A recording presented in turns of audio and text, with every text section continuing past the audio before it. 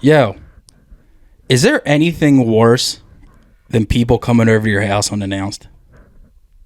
I can't remember the last time that happened. Did you like it when it did, though? Sure didn't. No. Like, that is like, what? How hard is it to text somebody and be like, yo, are you going to be around in a half hour? Especially in the age of the cell phone. Yeah. I'll concur. Like, oh yeah, anything post, I say 1998. I mean, even a phone call, though. True. Yeah, even that. Or like, even if you see that person like previously in the day and they say something like, hey, I might stop by around like 5:30 and drop off or pick up whatever. But when they just show up at your house. Ugh. They just show up. And it's like, and like they just been driving around waiting till they see that you're home. And it's like. That's an odd move. And it's like, don't show up at my house unannounced, because I don't know about you, but if I'm at home and I'm not expected to be anywhere for the rest of the night, I am wearing nothing but underwear.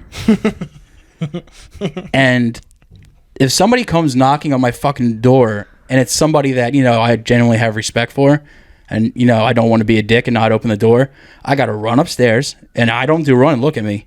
I don't run. And so I got to go upstairs, put clothes on after I just got undressed for the day, then come back downstairs. They've been out there for a good fucking 5-6 minutes now.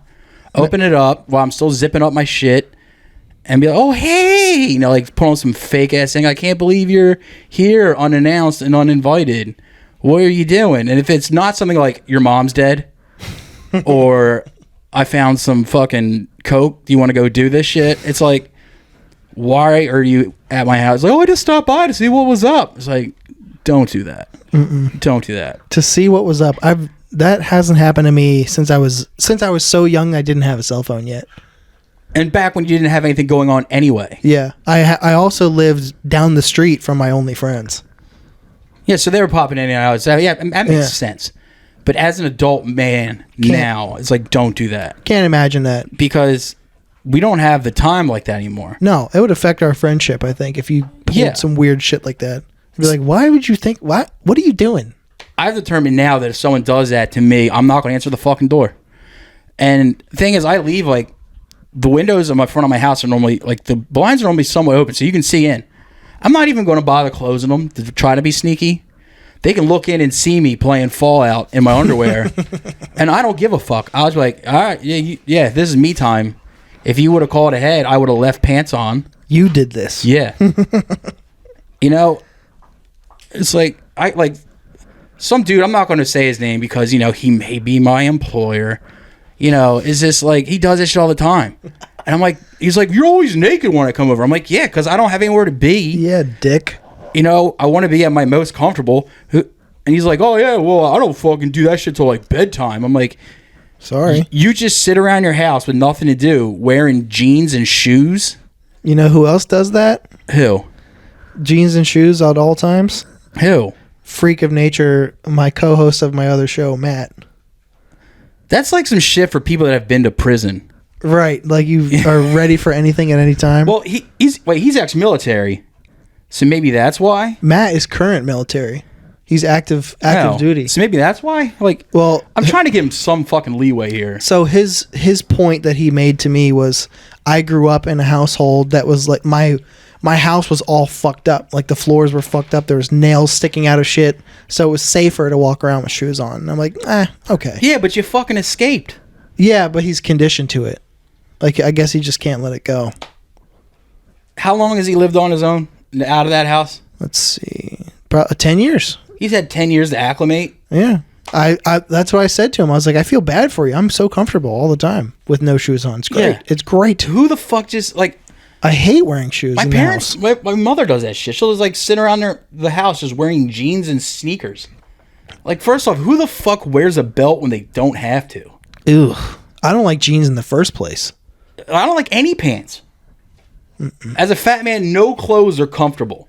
I like on me at all. I prefer shorts year round too. Well, I wouldn't mind it. I got away from doing that because I didn't want to fall into that fat guy cliche of wearing shorts in like 20-degree temperature. There's snow on the ground. Wait, you're wearing a fucking goose down jacket and you're wearing fucking like shorts. Like, nah, I'm not doing that. Shorts with pockets on I'm not them. fucking doing that. Yeah, I switch over to jeans like as soon as possible. Towards the, like as soon as August is over, I don't give a fuck how hot it still is. I switch over. Well, the very first day of fall this year, it was cold immediately. It was like 55 degrees. On September 22nd. We're talking about weather, and we're not that old. Fuck that. We're not talking about weather anymore. No, let's get back to the unannounced thing. Yeah, it's just like, and you don't know what the fuck I got planned that day. What if I had, to do laundry? I got chores around the house. I do all my house chores in just underwear. It's like, how do you know I don't have like, laundry or fucking dishes or cleaning up, What if I want to jerk off? What if it's the only day I have an empty house and I can just fucking crank one out? God forbid. With no disturbance whatsoever. Except you. And I've been, all day, I've been waiting. I was like, 6 o'clock, baby. 6 o'clock. I'm laying down the towel, getting out all the best candles, the best lotions. And I'm just fucking treating yourself, and then all of a sudden you hear a knock at the door, and it's just one of your dildo friends that you talk to every day. It's like, hey, what's going on? I brought over some Miller Lights. You're like, why? Like, I've got my own. And even I'm if home. like, yeah, and it's like, even if you want to do that, which is, I'm not saying, hey, don't show up my house in Miller Lights ever, but just say, hey, look, man, you feel like having a couple in like in the driveway or something? I'm like, yeah, okay, but text me first. That way I'll jerk off faster. What do you think of that shit, Elliot? Great. See, you don't like that shit either, dude. So, yeah. I think anybody who does that should have their house burned down. Mm-hmm. And they should be stripped naked. It's like, how bad are things at home for you that you got to do this to me? And granted, I don't have the happiest life, but it still doesn't mean I want you to come over and try to make me happy when I'm trying to rub one out. Can I make an assumption? Yeah. Did this happen recently? Yes. Okay. And there's normally a good friend of mine who I've known since I was 14, but about 8 years ago, he moved to my neighborhood one street over. And it's really put a test on our friendship. Like, I still love him.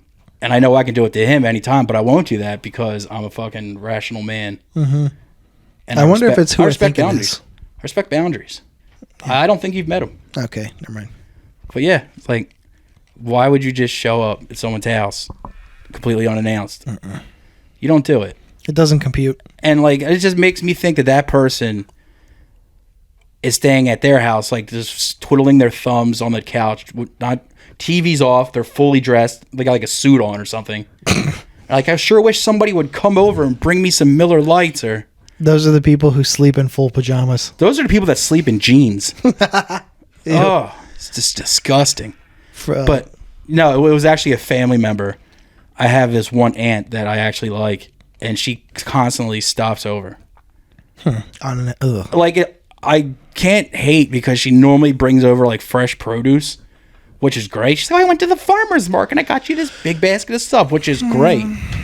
But, like when it's my weekly time to J.O., it's like, look, Aunt Pat, I love you to death. You're my favorite aunt ever, but a man has needs. It is better. I will admit it's better to not show up and to be empty-handed.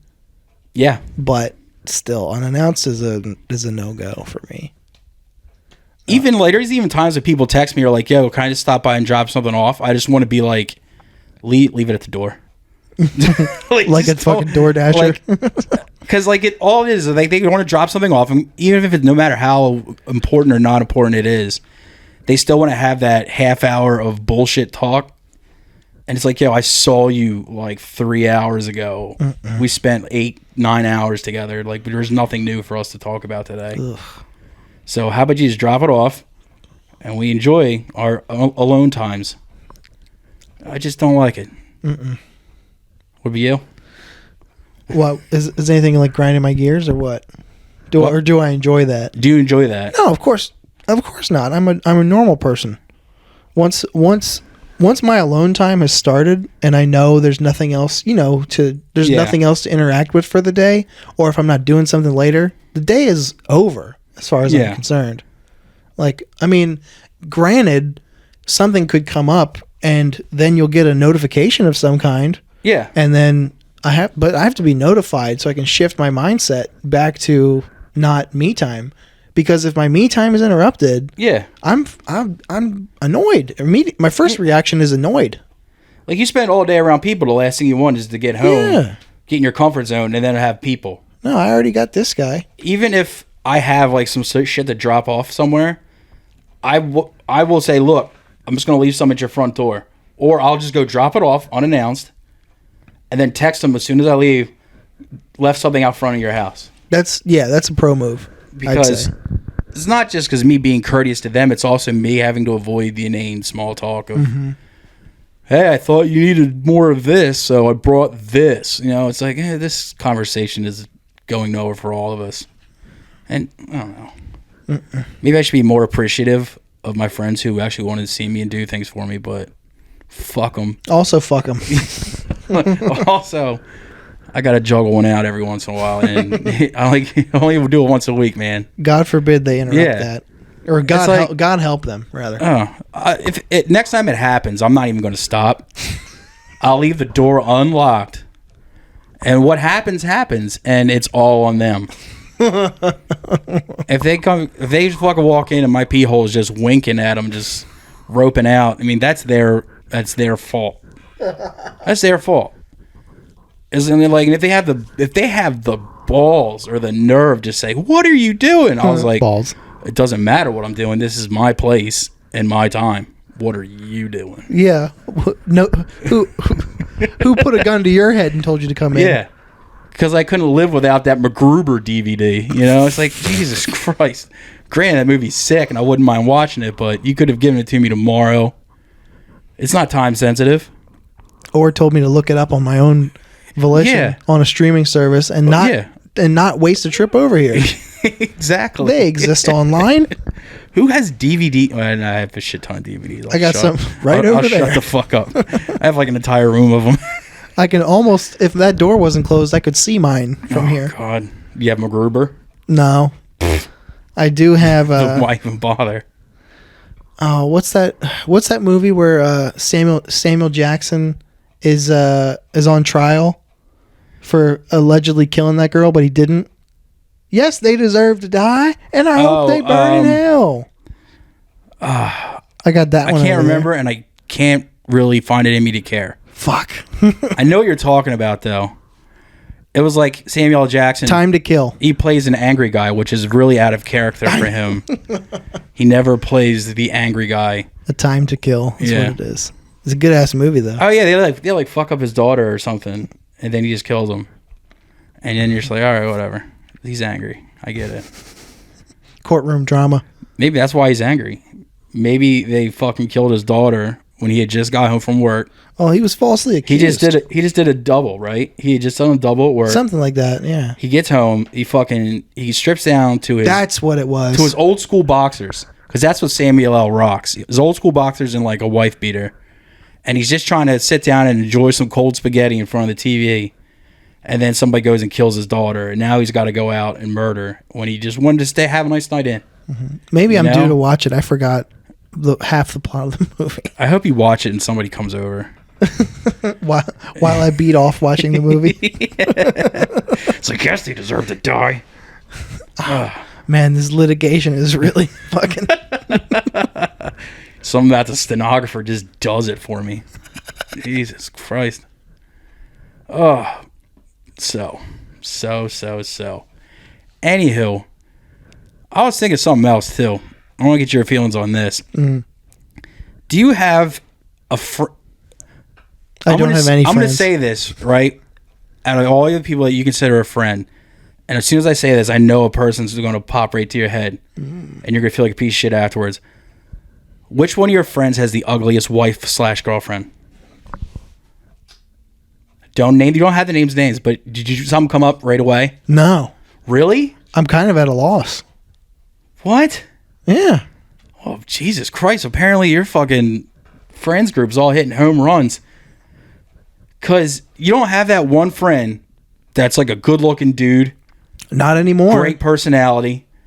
But for some reason, even like say like after a lifetime of him just bringing home absolute 10s or at least 7s and above with great personalities, he just ends up like moving in with or marrying just some bog creature with like the personality of a fucking hornet, you know, it just and you don't have any friend like that.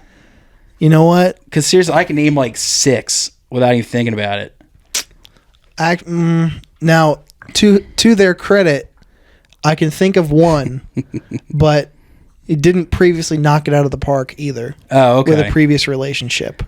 But the one he is with now it's saying a lot to say this, but he is out of her league. Jeez. Yeah, I got a lot of friends like that. And it's funny as shit. A good friend of mine, I won't say his name, but it's Matt Bennett. We did this thing. It was like, which one of our friends has the ugliest wife on the count of 3? And on the count of 3, we both said the same name. And then we just tongue kissed for like fucking 6 minutes. No, but we actually had the same fucking answer. And it was just like ludicrous. Because the person we're talking about, like, he's a good looking dude, strapping, a great job, great personality. And just he's with just total fucking, the kind of girl that you just looks like she has leg acne. You know, just fucking, and like the personality matches. It's not like like they're artistically creative or they have a great sense of humor or they know a lot of facts about the TV show Alf or anything cool like that. It's just, what the fuck are you doing, dude? And that shit fucking just blows my mind. And it's just like, there's like some, like the kind of person, like they'll post a picture and if you don't know them like personally, you're like, is that his aunt? Like, what the fuck is going on here? It's like they like marry somebody who's like 30 years older than them and just, I don't know. Hey, go to bed, buddy. You're good. Damn, dude. Elliot. There you go. Elliot, you're breaking my flow. Start calling you Opie. But hold on, let's take a caller. Damn, he fucking hates you. But for real, you don't have any friends like that? No. Yeah, I might have one, but so, and then if you're friends with Tom Alderson, congratulations on just fucking crushing it at life. Dude, there's this one kid, like, I went to, like, he was in every grade with me throughout school since, like, 4th grade. And he always had, like, the prettiest girls. And him personally was, like, a 6, but he was hilarious. You know, he had good personality. And he just attracted just the most beautiful and intelligent women ever. And he setting it up with this girl who seriously looked like someone had left her out in the rain for like a month. You know, it just, or like she floated to the top of like a reservoir. And she's dead. And the thing is like, I can understand of like, hey, maybe, you know, they had an encounter, he got her pregnant and he wanted to do the right thing. But they were together 2 years before they had kids. So that's out of the fucking thing there. I'm just like, and he's no different now that he's older. Like, he's got a little gray at the temples, but that's it. And it's like, dude, what happened? You got trapped with a 4. There's times where, like, when we were growing up, he always had a really good looking girlfriend, and I always just had, you know, a tube sock. And now, like, I'm pulling in shit that just is way better than anything he's pulling in, and that's just bonkers to me. About how just that shift it should happens. Be insulting to him. Yeah. How did this happen? Like, he doesn't look like wake up, you know, wipe the crust out of his eyes and look over and instantly want to put the crust back into his eyes. And just like, he's like, did I lose a fucking bet? You know, did some gypsy like put a curse on me? It's like, what is happening? I don't fucking get it, dude. And like I said, there's no personality to go along with it. It's not like all of a sudden the guy in question had become like a drug addict or lost out a receding hairline or micro penis or anything like that. You know, we just got a little bit grayer, and that's it. And now all of a sudden, I don't know. But apparently all your goddamn friends are crushing it. I can say that. All my friends are doing really well. Jesus Christ. They're settled. And all the ones that are settled down with good eggs, too. Everybody's got a good egg. Easy on the eyes. No complaints. I'm going to tell you a story, speaking of easy on the eyes, right. Wives or significant others. All right. This is kind of a non sequitur, but I don't care. It's one of my favorite stories that ever happened to me in my entire life. I always go over my friend's house. He's like, come on over. We're going to have a couple beers in the back porch. I was like, yeah, all right, I'll come over. So I go over, and he's like, there's a couple cars out front. I was like, who's all out? Who's all here? He's like, oh, my wife has her friends over. They're all out back sunbathing. And I was like, whatever. And like, I've known his wife for a long fucking time, so she's very pretty, but there's nothing I can't, be like, oh, like that or anything, because it's just like she's too close of a friend now. Yeah, she's in. Yeah, but I walked out back to go. So all right, I gotta go say hi to her because it's her place too. You got to be polite. Yeah. So I walk out there, and there's all her friends in their fucking bathing suits, just sunning and shit. And how many are we talking? 3. Okay. 3 people total? 3 people total. Okay. And the wife in question is dead center as I walk out the back door. And I look straight ahead, and her butt is in my face. And the bathing suit is pushed aside enough that I saw her butthole. Oh, God. And at first, I was like, like Samson from Half Baked. I was like, ee! But then I just kept, doing, is that first 3 glances were to confirm it, then the other ones was like, that's kind of perfect, little Cheerio over there, like holy shit. And then so I'm just sitting there, just I'm trying my best to not be a pig, and I'm failing miserably. And I'm sorry, is my butthole talk boring you? No, you gotta go play with your cat that you fucking see every day. Jesus Christ, good. He's a good one. I'm professional. I'm talking about a Cheerio here. So anyway, I keep snatching glances at the Cheerio, and we're just out there fucking just drinking, talking, and he's like, dude, really? You're right in front of me and you're doing this? I'm like, what are you talking about? He's like, come on, man. Come on. I was like, all right, I was. He's like, it's a good Cheerio though, right? I'm like, yeah, it is. It's a damn good Cheerio. Good for him for being able to say that. I mean, because and the funny thing is other times, he probably would have been like, hey, yo, your Cheerio's out. Like, what the fuck are you doing? There's people over. Put your Cheerio away. That's for us. But he just didn't say a damn thing to it. And the only thing he said was, come on, dude, to me. It's not like he punched me in the face or slapped me or kicked me out of his house. And even after he said it, I still got at least 2 or 3 more glances at it. I would have at least expected a flick on the temple or something. Oh, Jesus Christ. But no. He was just like, come on, man. At that point, though, it's like, come on, what? It's like, I'm only human. We are human beings after all. Honestly, even if it was a dude, I would be looking too. I would be like, there it is. Butthole. Just like. Now, if it was a guy friend, especially somebody I was close to, or somebody I was close to, I would have. I would give myself permission in my head to fuck with them, and I would probably try to throw something in it. Like a penny or something. If you could actually manage to throw a penny in this Cheerio, I mean, could you? I mean, obviously it's not going to go in, but it would be funny. The attempt alone would be funny. He's a good enough friend that if he hadn't caught me glancing at it, I never would have brought it up. Right.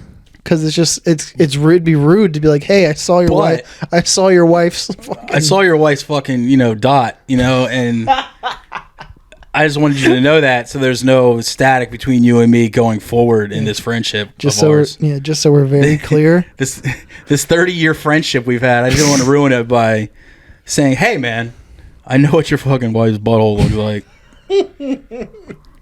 And, first I was like, I'm embarrassed, he's like, come on, man. I was like, oh, fuck me. I'm a piece of shit. I'm a low life. But also I was like, the only thing I said after that, I was just like, good for you, bud. And he was just like, good, he's proud. Yeah. I mean, he knows. He's probably seen it a few times. Definitely. Hopefully. What's up, Al-Qaeda? See, this is why I'm distracted. He's just a good little dude. Bopping around. Dude, he's in fucking Ritalin or something. He need to focus. All right, bye. Anywho. Fucking. So we both did our homework. You didn't. Yeah, I did.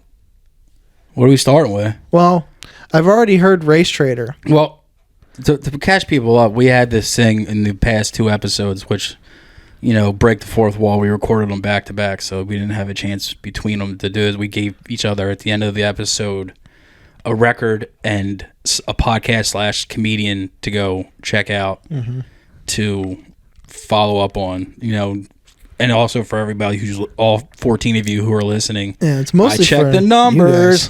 Wink. And just for something else, something new to check out. But you want to go first? I'll go. Well, since I had already heard Race Trader. Yeah, but did you hear that record? No. But I did a nice again, because we're breaking the fourth, since since the fourth wall's already broken here. But that means you've had 2 weeks to do so, and it's only a 28-minute record. So there's really no excuse. Nope, there's not. I'm a piece of shit. No, I gave Cast Iron Hike a good listen to. And I enjoyed it for what it is. That means you didn't like it, is what that means. It's not something I would put on by choice, but I wouldn't turn it off either. If somebody else put it on in the car, I'd be like, all right, Cast Iron Hike, not bad. It's like Life of Agony meets Snapcase, but better. Nah, Life of Agony I don't see, but the Snapcase reference, like some of the riffs, I can see what you're saying. The riffs, they're like Snapcase, but they're not deedle-deedly. Yeah, they have a little more groove to them. Yeah. What is that called? A pinch harmonic or whatever the fuck that horse shit. I hate that. It's just deedle music. It's fucking silly. Their singer is better than Snapcase's singer too. Yeah. Well, it's a different approach completely. So I guess I can't really say the dude from Snapcase stinks because he's actually pretty good, but yeah, for what it is, it's sure. a different beast. Yeah. It's something between rapping and singing, but not to like an offensive level. I don't even know if it's rapping. I mean, it's not. I mean, it's. Does it rhyme? It's poetic and it's delivered in such a way. It has that kind of like rap kind of delivery to it. Because you describe it as like that makes me hate the record now, and that's just not. Oh, speaking of the record, it has a perfect drum sound. Yeah, the recording quality is great. The drum sound is incredible. Yeah, that record was what, 90 something, 90 late 90s, 98 or some shit like late that. Late 90s and 98, 99 in there. They came on. No, they signed to Victory the same time Hatebreed did. Like that's 97. It's about 97. Okay. Well, I'm not gonna because it was like those two, and I think Buried Alive was shortly after that, or like the new Victory bands. That tracks. Because Victory had like the same like 12 bands for like their whole career and shit. But yeah, it's a great record. What else did I put? For all those listening, if you like Age of Apocalypse, that new band, you should do your homework and listen to this band because they're better. They like I agree, but Age of Apocalypse is still a pretty good band. They after seeing them live, I'll agree with you. But Cast Iron Hike walked so Age of Apocalypse could run. Yeah.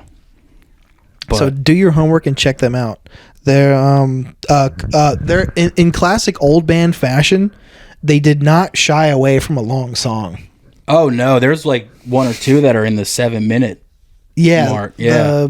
The one really long one, like right in the middle of the record, gets good at the end too. Oh yeah, it's like 6 minutes of build up. It's long, but it needs it. Yeah. It's like 6 minutes of build up, but then the end is great. Like I don't mind a long song if it calls for it being that long. It's like call it my musical ADHD, my millennial fucking music shit, but so you could probably never handle some shit like Neurosis. I used to like Neurosis. I love Neurosis. What is it? Enemy of the Sun. I love that record. All their shit is great. Mm-hmm. It sucks that their one guy got a little problematic, but now like it'll be like a 12-minute songs and like it's 10 minutes of build up to 2 minutes of an explosion, and that's like I can justify that. But if you're a band that's just like verse, chorus, verse, chorus, verse, chorus, there's nothing wrong with that. But keep your song to 2 minutes. Yeah. 97. If not less. 97, that Cast Iron Hike record? Mm-hmm. Yeah. So Satisfaction in that came out the same year. Mm-hmm.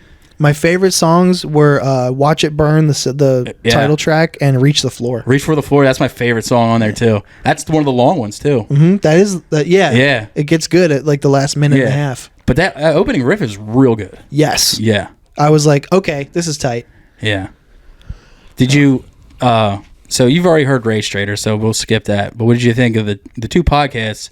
I guess it doesn't matter. Like, I recommended Stuff Island, and then like the next week, you and I went and saw Stuff Island live in Philly. Mm-hmm. I was gonna say, so. since I've already seen both comedians on You Fucked It live before, yeah, I can already give them a glowing recommendation. They're both hilarious, and I can't wait to see them again.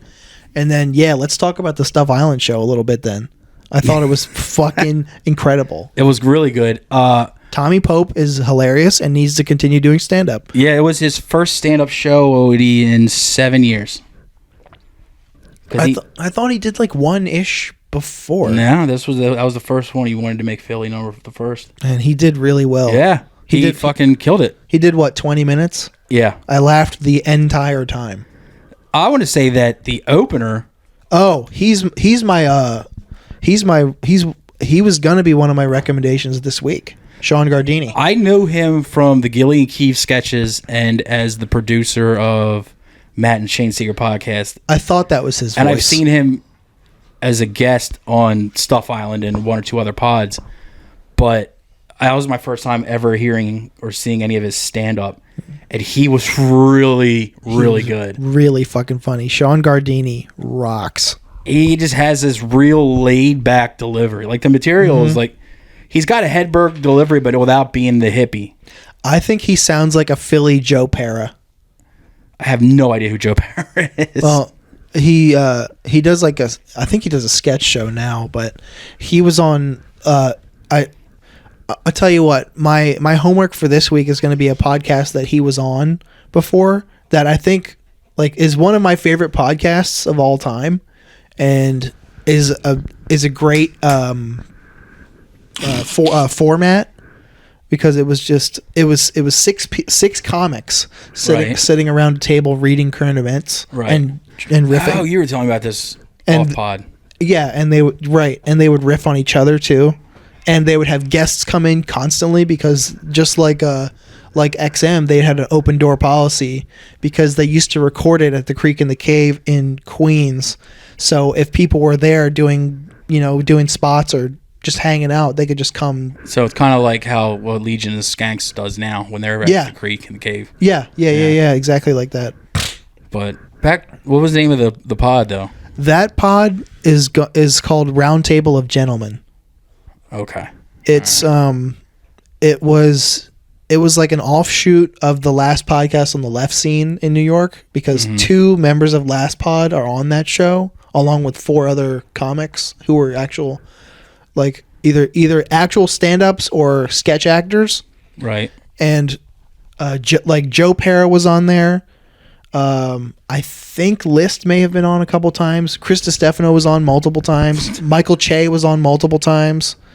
Micah Sherman was on a whole lot. Jermaine Fowler was on there a lot. Damn. Yeah, like people who are very successful now were all like hanging out on that show, and it was hilarious. But Joe Pera was on like 3 episodes of that, and he has the same like laid back, like kind of yeah. Well, when I compared him to like Hedberg, I didn't mean like material wise. I don't mean material wise either. I mean straight up delivery. He reminds see that fucking Roger Clemens I just did? That perfect arc. Jesus Christ. He has that same sort of like laid backy delivery. So definitely listen to Roundtable of Gentlemen. Okay. I'll give you a couple episodes to start with, I guess. But that show was good. I did sidetrack. Yeah. Chris O'Connor was great. He did a great job too. We were trying to figure out who the special guest was going to be, Yeah, and it was John McKeever from Gillian Keys who was there for like 4 minutes. Yeah, a total of 5. Commented on some girl's giant tits and then just kind of left. Yeah. Speaking of, there was a girl sitting to your right who was just like an Amazonian. Dude, I fell in love like 5 or 6 times. I remember she had a white top and black pants on. Yeah. But I didn't get a good look at her because Jesus. when we got up and left, I just left. I didn't know. I didn't think to. You sus as hell, man. Yeah. I'm trying to use the kids vernacular now. You hear that? I said sus. No cap on God. Yeah. But all right, so on to the homework you gave me. The podcast, well, the comedian you gave me was Shane Torres. And the name wasn't ringing bells at the time, but I come to find out I did know who he had seen him before. I rewatched. He has a Comedy Central half hour. I wonder it was a Comedy Central Presents or whatever they were called. But yeah. I watched that, and then I watched him on an episode of Ari Shaffir's Skeptic Tank, and he is hilarious. His voice bugs the shit out of me. I like his voice, but no, it's annoying as hell. But he's funny enough that I can overlook that. Normally, like there's people that I generally find interesting, and if their voice is weird, like some points, I'll just be like, I gotta walk away from you. I've done that. It's like, I can't do it. I can't think of it offhand, but I've for sure done it. The girl who lives across the street from me is like the sweetest, cutest. She's like she reminds me of Janine from Ghostbusters, but like younger and hot, right? But she's got that voice, and when she's talking to me, and her dog's cute, so like, you know, she's got all the fucking wind calm going on. But every time she talks, I'm just like, oh God, I gotta go back inside. Like, this is bad. Man, and you're stuck across the street too. Yeah, right? Like, that could be all kinds of creep shit for me to do, but nope. She's got that fucking helium voice. Oh man. even when you run away, you're only a few steps away. Dear women, if you ever want to avoid creepy dudes like me, get yourself an obnoxious voice. Whatever you gotta do. Huff. Whatever you gotta huff. Just get a fucking obnoxious voice. But no, Shane Torres was great. And you also recommended Girls Gotta Eat podcast. And I tried numerous times to listen to their most recent episode. And it's not because of them. It's just due to the fact that I was fucking dog tired every time I try to listen to it. So I would put it in the earbuds and fucking just try to listen. And I would fall asleep like that. Maybe it's like NyQuil. And like, there's nothing wrong with the material, like, but I only caught maybe 10 minutes, and honestly, it's that 10 minutes where you're half asleep, so you're not really paying attention. But I did watch. They just did an episode of Whiskey Ginger, Andrew Santino's podcast. They both did? Yeah, they were on it together on the most recent one he put out, and I watched that on YouTube, and they were fucking great. They were really fucking funny, and so now I actually went, subscribe to all this shit, so I will be trying to keep up with them more. I had seen them on Barstool's Answer the Internet, and they were funny on that, but that's only like a 15-minute thing. But this was like a full, almost 2-hour pod, and yeah, they were fucking hysterical. And I'm stoked that one of them's from Delaware. Hesseltine is the one from Delaware, yeah. And on that note, my homework for you is one thing I love. Like, even though Delawareans get clowned constantly from being from Delaware. We've heard all of the same 6 jokes, but I love to support anything Delaware based. So, because this is a comedian from Delaware who has 2 podcasts. He actually lives in New York now, but I actually met him I used to book punk and hardcore shows years ago, and he was a regular, even though he was really into ska. But don't hold it against him. He's obnoxious as fuck too, but he's a great kid, and he's actually a funny comedian. His name is Ian Fidance, and he's got 2 pods. He's got one called Bye Guys, which is him and a comedian named Zach Amico. Very funny, and it's 2 bisexual dudes, being silly geese. And the other one he has is called Being Ian, and the co-host is Jordan Jensen, another comedian from New York who is also super hilarious. Hey, don't mind us. You're just choking to death, right? Yeah, you throwing up? Do you mind? Is it because I said Ian Fidance? Or ska? So yeah. Being Ian and bye guys, and actually follow him on Instagram. He puts clips up quite a bit, and I actually think he's in the new season of Gillian Keefe. So I believe that he'll pop up there too. He looks like Nigel Thornberry, but he does too. But yeah, I've seen his face a lot. But I always got to look out for Delaware. But as far as the music he recommended, City Hunter was fucking fantastic. I absolutely loved it. Like, I thought the name was kind of weird, and I saw that in the cover art, I was like, this looks like a really bad European beatdown band. But listening to it, I was like, yo, this is definitely serial killer music. Mm-hmm. That's exactly what I thought. It's just fucking just the most distorted out there punk rock, fast as fuck, mean and angry as fuck. The vocals are like inhuman, and it was fucking fantastic. And like I not only listened to the record, I actually repeated it probably about 5 or 6 times in one sitting. Much like the song, and Stab and Repeat. And then went and they have another record called Knife Protocol. I got that one and did the same with that. And then I was so stoked on it. Like, you were telling me about their label, Youth Attack, which I wasn't familiar with. I actually went and checked out their discography of Youth Attack records and got like 4 or 5... Nice. And got like 4 or 5 other records off that to, queued up to listen to next. So I was like fucking just loving the shit out of that. So that was a really good call. Muna Saves the World. Hold on. Ooh. What'd you think of that record? That was Chris Barnes, everybody. Anywho, I like the first song, right? The first song was great. It was like kind of slow, like mid-paced, kind of sad but pretty. And what I love that shit. The second song was super poppy and radio friendly, and I hated it. And then the next song was slower, a little sadder, and I really, really liked it. And the whole record went that way for me. Up and down, up and down. Up and down. Like, it was all peaks and valleys. But the songs I did like, I really, really liked. But the songs I didn't like, I really just didn't. Like, some of them were just way too, like, commercially poppy. Well, a lot of the singles on that record have been on repeat in like H&M for like years now. Really? I could see that. According to my girlfriend, who was a DM of a H&M for a long time. Yeah. No, she stopped listening to Paramore for 4 seconds. Yeah, believe it or not. But like I said, the songs I didn't like. I just it wasn't for me. But they definitely have some really good songs on the record.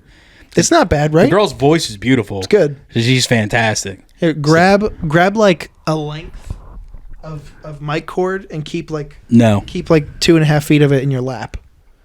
Why don't like you tell me what to do? Like you're my fucking dad or something. Just so your mic has like some slack like that. Some back office podcast production. We're gonna edit that out. I'm not gonna edit it out actually. Why? Because I don't want to. What a piece of shit. Anywho, so yeah. So all right, so I already recommended a comedian pod for you, but for record, is a little something a little less heavy. Is a band called Ambulette, Ambulette, and the record is called The Lottery. Are you familiar with an older band called Denali? No. It's like an indie rock with like a girl singer. Well, it's pretty much what the band that happened after that.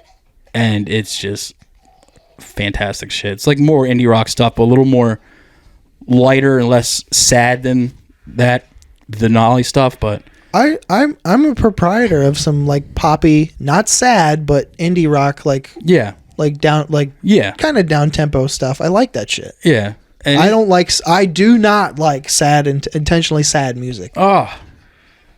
I do not like it. That's my fucking bread and butter, dude. If it's not angry or sad, I don't really want anything to do with it. It has to be really good for me to like it if it's intentionally sad. It's got to be sad or angry, or else I want nothing to do with it. Mm-hmm. I mean, otherwise you just end up listening to something like H2O, and nobody wants that. Ugh. Oy fucking vey. So, wait, what fucking podcast did you recommend? The Roundtable of Gentlemen? So the comedy that I recommend this week is Roundtable of Gentlemen. Okay. I think I know for a fact it can be found on YouTube. Unfortunately, there are no video episodes because people weren't doing that kind of shit back then. Right. The show only ran from like 2011 to 2017. Right. Because one of the hosts, Kevin Barnett, died untimely a few years ago. Yeah. And plus, a bunch of them had like moved, and like the last podcast guys like moved to LA and got famous. So last podcast is one of those podcasts that same people told me I should listen to it that it made me not want to listen to it. It's okay. If 5 people tell me something's good, I'll be like, okay, I'll check it out. But if like 20 people tell me something's good, I'll get annoyed and never listen to it. Mm-hmm. I don't know. Maybe it's because I'm fucking 60. I don't know. What do you got for me music wise? How are you on Death Rock? Like that shirt that fucking Butthead used to wear on Beavis and Butthead? No, that was that. I think he wore an AC. I think he wore an AC/DC shirt. That was a Metallica shirt. Yeah, but then they changed it after Metallica and AC/DC got pissed at him. Did they? And it became Death Rock and Skull. I did not know that. But the newer ones, they actually got the band names back. Yeah, I fucking brought it back. I never would have thought that they changed. That's so funny. Death Rock. Death Rock is like Sisters of Mercy type shit. Like guitar-driven synth music from the 80s, 90s. I'm not a fan, but you know what? I'll give anything a try. Like, I'm not one of those people that's like, if it's a genre I don't normally listen to, I'm not going to be like, all right, well, I'm not going to fucking listen to that. All right. I'll give it a shot. So my musical homework this week is a record called God's Own Medicine by The Mission. Oh, I've heard The Mission before. I love that record. Didn't they have that song Under the Milky Way? I don't think so. Or no, that was The Church. No, The Mission rules. Definitely listen to God's Own Medicine. Just text it to me because I'll forget it because I'm fucking 89 years old. So, I hear you got something for me in the best recurring segment of any podcast ever called Evil Tits. Yes. Hit me. I not only is it something, I have a pair for you. Before we get started, I want to tell you something really funny about. I told my mom what we were talking about last week with Rachel Dolezal, and she didn't know who Rachel Dolezal was, and my mom was completely convinced that she was a black woman. I was like, nah, that's what she really looks like. It's like, oh, well, maybe she has like that albino thing. I'm like, yeah, but you're born with that. That doesn't just happen. And she's like, well, why would they kick her out? Why can't she be in the NAACP anymore? I was like, well, you know what that stands for, right? She's like, yeah. I'm like, well, she's not a colored person. And I seriously had to explain it to her. And it was adorable and annoying at the same time. But then I showed her the pictures. And she's like, those aren't even, like, those aren't even tasteful. I'm like, no. I know. It's the opposite of taste. It's quite the opposite. I was like, I know. Like, she should have gone down to the Sears, and just like, yo, portrait studio, how much does this cost? And just threw her fucking ankles in the air. But yeah. $60 well spent. So if Deb doesn't approve of that chick's fucking portal, it's just, that's another Nobody strike. should. It's another strike. But what do you got for me? Nice. This week I've got some of the most evil tits there is. Ooh. I'd say, personally. Ooh. Nancy Pelosi. I heard she riled up an insurrection at the Capitol building. Did they do that? Yeah, it was her fault. What day was that? I heard, my dad told me about it.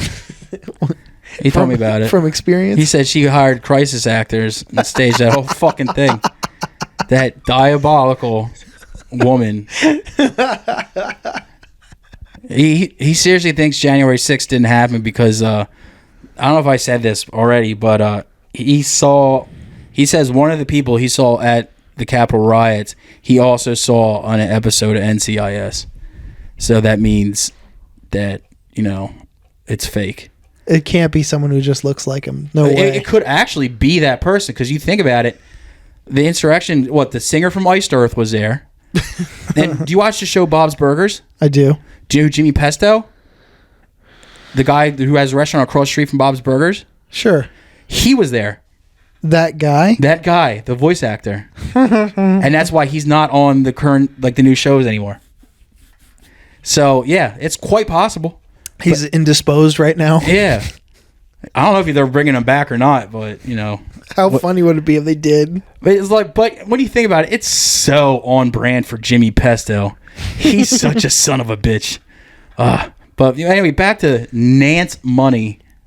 Money is one of her main things. I saw her beach pic of her in those fucking fetching white pants. You know what I'm talking about. You will know what we're talking about, viewers. Google Nancy Pelosi beach pics, and for someone who looks like Emperor Palpatine from Star Wars, she has. They look good for her grandma age too.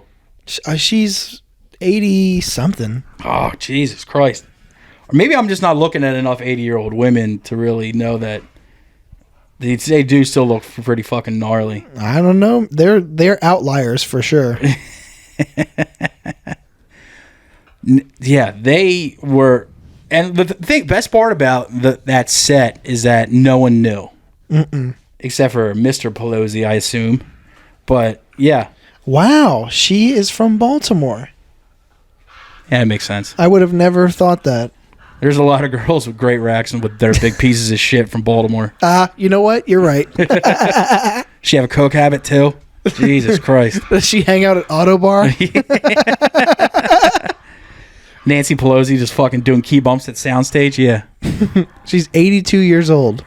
So, that picture's great, for one, because, yes, it is impressive. But what I can't look past in that picture is her hands. I was going to bring that up, how freaky her hands are. They have the Snickers dick vein on each one. It's like instead of having like multiple veins in her arms like most human beings do, she truly is a reptilian and it's just one vein. And maybe that's how shapeshifters work. I don't know. I'll have to ask the singer from the Cro-Mags get what knowledge he knows about shapeshifting Nancy. John, wash that makeup off real quick. Wash that blackface off, John. Let us know what's going on with shapeshifting Nancy. The whole reason I picked her is because she's been insider trading with her husband, and they've amassed like hundreds of millions of dollars in stock options over the last several decades. I don't really get mad when politicians do shit like that because I expect it. Yeah, fair. You know what I mean? All right. I'm not saying it's good, and I'm not saying it's forgivable. It is kind of to be expected, like, though. When a politician does that shit, I'm like, yeah, okay. I see. But like when Martha Stewart did, I was like, oh shit, okay, Martha, you know. Hey, she went down and she did that time. She did her time, man. Like she did it standing on her head. Like a fucking G. She didn't say a word to nobody either. Wonder how that rack is. She's not evil enough, though. I give Martha a total pass. Yeah. I don't care how good a rack is. You ever see her do a brisket? Jesus Christ, I'll forgive her for anything if she can smoke a brisket. But Nance, which brings me to the whole topic of the discussion: is that rack good enough to excuse her from all of her war crimes or financial or misgivings? The financial misgivings, yes. Okay. Everything else, policy and all that shit, no. Oh, speaking of policy, I almost forgot. When COVID was really ramping up and nobody knew about it yet, like January, February of 2020. Only the real hipsters knew. Yeah, shout out to CC Outlaw. She and other politicians were having meetings, like behind closed doors in Congress and stuff like that. What did you say, Ellie?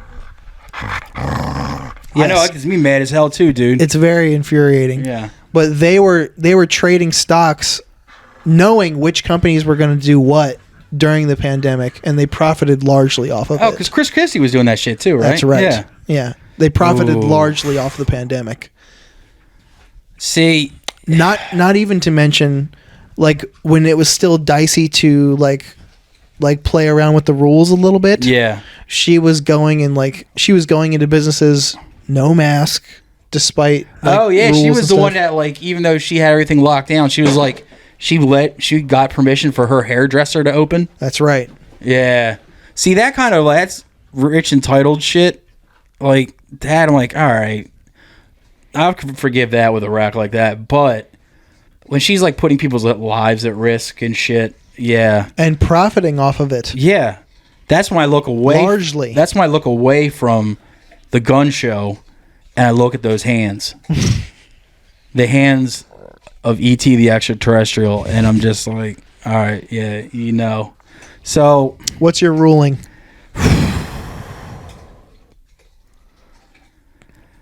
God damn it, no, Guilty? guilty. Yep, I agree. I mean, it's a great effort on her part, you know, genetically or whatever, or her mom and dad's part, but, and still I want to, you know, add a boy to Mr. Pelosi. Good for him, you know, he's got that to look forward to, but. Yeah, and his 7-figure or 8-figure life savings because of her misgivings too. Yeah. Cunt. Yeah. So no. Big, What a waste, dude. a big G for guilty on the Pelosi's. Yeah, dude. But she did look fetching in those white pants on the beach, though. Because nothing says, you know, woman of the people than wearing full slacks on the fucking beach. And matching jacket too. Yeah, like, what the fuck are you doing? Then again, she's at that age when they have, like, that rice paper skin. Mm-hmm. Where, like, if you blow on it hard enough, all of a sudden they have an open wound. I don't know. Yeah. I mean, no, but it would be a good... I say no, but it would be a great story. Possibly because even if I got, like, a handy from her, it would probably kill her. So then I could be a hero, you know? Dude. Speaking of handies, what a good-ass boy that dog is. He's been good today. He's a good man. Fuck, dude. So, yeah, Nancy Pelosi is a no fucking go. Now, what about her counterpart, though? Her AOC. Would you call that a counterpart? Well, not her counterpart, but, you know. Because Nancy is what? A fellow Dem. Well, Nancy is what officially? Speaker of the House? Yeah. And AOC is just a congresswoman from a district in New York. She's just a caramel goddess from the heavens. But as my dad points out, you can't spell demon without D-E-M. Yeah. Little pearl of wisdom there. What a gem. I'm telling you, dude. Not a gem. A dem. A demon. Yeah, dude, so. I think AOC's only crime is that she's annoying as all fuck. I think her only crime is looking that fucking smoking in those fresh butter Tims. And honestly, she could come out and say, you know what? Remember the Holocaust? We're running it back. You know, and I just be like, I had to apologize to a lot of my friends, but, you know, she's like, and the fact that she has like a teenager's online presence too is like Jesus Christ. That's what I mean. That like, plumps up my inner pedo. Oh. She's punishing online. But could you imagine someone like Pelosi had an online presence like that? Yes, I could. But if she was always like in camera, just like pushing the setup, a lot of trying people, to show you the front butt crack. A lot of people would look the other way. I know that. I mean, that's probably how she enticed all those crisis actors like to come to our nation's capital. Like the ones who stole her computer. Yo, if she's really set up the this is going to be a fucking callback to our first episode, dude. What if she set up the entire January 6th Capitol riot just to get Ashley Babbitt killed, so she could then use her soul-sucking lizard people powers to steal Ashley Babbitt's rack and make it her own? Have you ever seen Nancy Pelosi's tits before the insurrection? Nope. I don't think Always so. in a fucking nice suit jacket. You didn't see shit. Oh, damn. Did we just get to the bottom of this? I think we just opened a fucking can of worms, dude. You heard it. Yep. Right now, the space laser is getting aimed right at both of us. If there's no episode 4, just know. I am not suicidal. I'm not suicidal either. There are no electrical faults in my home. What the fuck was that? Oh, just a glare, hopefully. Get away from me. I don't know you. He's a crisis. How do I know that's not a fucking listening device in your mouth? Get away from me, dog. If that is what you are. I think we've uncovered a plot, dude. So somebody hit up the fucking Cro-Mags. We've uncovered something. John. Listen here. I call him on the Mama Luke line. Like, look, dude. Pelosi, Babbitt. Look into it. All the information's there. You just got to watch the right YouTube videos. Follow the money. Investigate Don Henley. Or in this case, follow the tits. Follow the rack. She did that, dude. And she did like the fucking, like the Indiana Jones, like, Kali Mas, and just fucking pulled the rack off of the poor dead corpse of Ashley Babbitt, the martyr, and just fucking just implanted them on herself. You know? And it's like, honestly, that's kind of a baller move for a Democrat to do to a Republican. It's like, not only are you now dead in my place of work, but I stole your tits. The ultimate fuck you. Fucking jug thief, dude. Damn. My dad was right, dude. My dad's a fucking... I mean, I talk shit on him, but he's right the whole time. Can't spell demon without D-E-M, dude. I'm telling you. That motherfucker was on to something. I should call him more often, I think. Hey, maybe this will be your next topic of conversation. Maybe this will bring us closer together. We should probably record a conversation between you two for the pod. Oh my god, dude! There'd be too many N-words. There'd be so many fucking. There would be a lot redacted. I'd be canceled by proxy. Like, Jesus Christ, just for having the same name as the guy. Oh my god, you'd never heard more hard R than like call him George Hard R Martin. It's just fucking. I stole that from Matt Bennett. Sorry, but yeah, I would totally do that, but it would just be nothing but bleep bleep bleep because it'd be nothing but racial slurs one after another, in between stories of him getting kicked out of Food Lion because Food Lion employees don't want to know the truth. Apparently. Oh, Jesus Christ. That's exactly what the guy at Food Lion said. My dad was trying to tell him about lizard people. He was like, yo, can you give me like some Alpine Lace Swiss? And did you know that Mount Rushmore is hollow and inside of it is where they're actually keeping the kids from Pizzagate? He didn't really say that. I made that one up, but it could be true. It's plausible that he'd say that. It is. It's very fucking plausible. But yeah, I'd love to have a conversation. I'd love to have him come through the pod, but it would just have to be like a good 20-minute warning beforehand. I think even I might get triggered by it. It would just be completely bananas. He's on our list then. Like, even fucking Elliot here would leave the room. Even good dogs have their fucking limits. Oh, shit. You got anything else this week? I kind of don't. I don't. I'm fucking boring as shit.